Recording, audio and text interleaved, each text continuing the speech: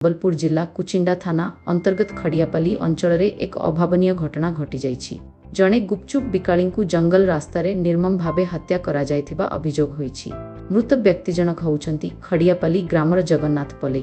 सूचना अनुसार जगन्नाथ प्रतिदिन परी गतकाली मध्य निज जीविका पई गुपचुप बिकिबाकू विभिन्न गाँ को जाइथिले।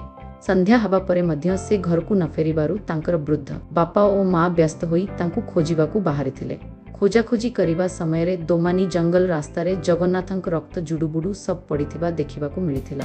खबर पाई पुलिस घटनास्थल रे पहुंची सब व्यवच्छेद पाई पठाइबा सह तदंत आरंभ करिछि।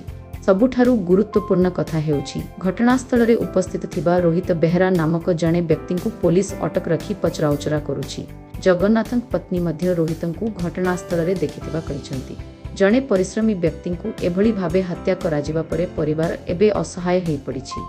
हत्याकारीर प्रकृत कारण एपर्यंत जनापड़ी नथिले मध्य अपराधी को कठोर रु कठोर दंड देवा परिवार लोके दृढ़ दाबी करिसंती।